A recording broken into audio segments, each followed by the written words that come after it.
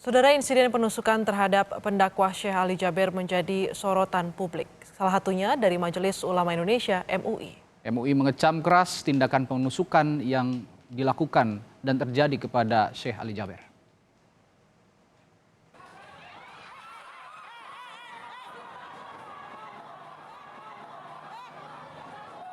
Insiden penusukan terhadap pendakwah Syekh Ali Jaber menjadi sorotan publik, salah satunya dari Majelis Ulama Indonesia (MUI). MUI mengecam keras tindakan penusukan dan teror yang terjadi kepada Syekh Ali Jaber. Polisi didesak untuk serius mengusut aksi penusukan ini dan segera mengungkap motif pelaku. Untuk menyelidiki bagaimana duduk masalahnya. Betulkah orang yang telah melakukan tindakan yang biadab ini orang gila, orang yang tidak waras, orang yang sakit jiwa, atau bagaimana? Dan apapun hasilnya dari tim pencari fakta dan tim independen, tim pencari fakta ini yang independen ini, apapun hasilnya kita terima. Terkait penganiayaan terhadap pendakwah ini, Menko Polhukam Mahfud MD meminta semua pihak tak berspekulasi terkait motif pelaku penusukan Syekh Ali Jaber. Saya sudah minta agar menyelidiki kasus ini dengan sebaik-baiknya dan setransparan mungkin. Oleh sebab itu kepada semua aparat yang saya sebutkan tadi supaya dari sekarang terus melakukan pemetaan, pemantauan dan perlindungan penuh ya kepada dai. Pelaku penusukan terhadap Syekh Ali Jaber bernama Alpin Adrian kini telah ditetapkan sebagai tersangka oleh Polresta Bandar Lampung setelah dilakukan gelar perkara. Tersangka AA sudah dilakukan penahanan sejak hari ini sampai dengan 20 hari ke depan.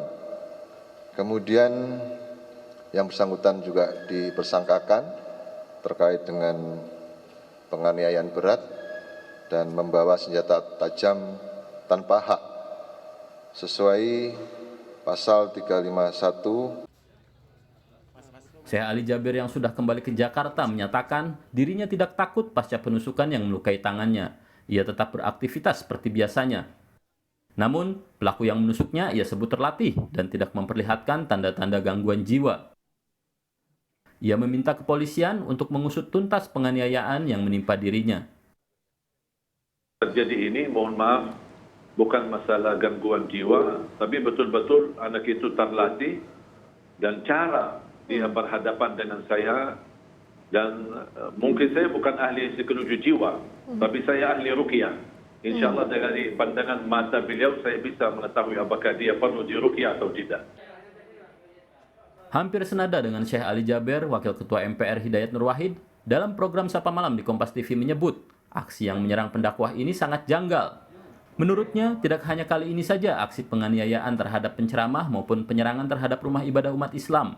Salah satunya penusukan imam masjid di Kota Pekanbaru, Riau akhir Juli lalu. Dan hampir semua pelaku disebut gila.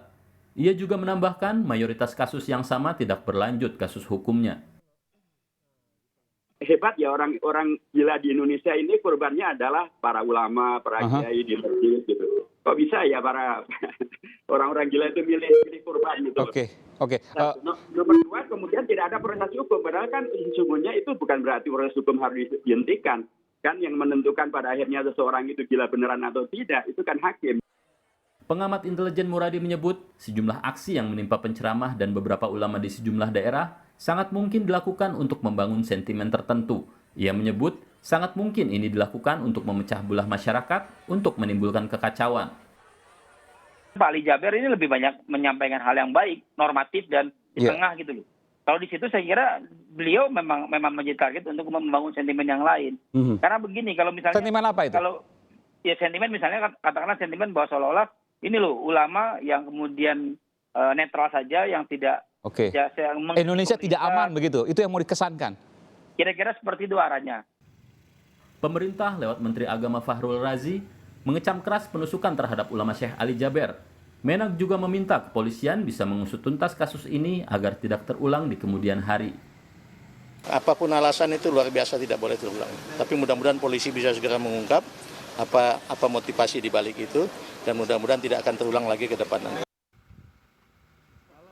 Pelaku saat ini masih menjalani pemeriksaan dan akan diobservasi kejiwaannya di Rumah Sakit Jiwa Kurungan Nyawa, Lampung. Apa motif sesungguhnya dari pelaku? Publik masih harus menunggu rilis dari pihak kepolisian. Namun, sudah seharusnya pihak kepolisian mengusut tuntas kasus ini dan tidak menutupi apapun hasil dari penyidikan terhadap pelaku.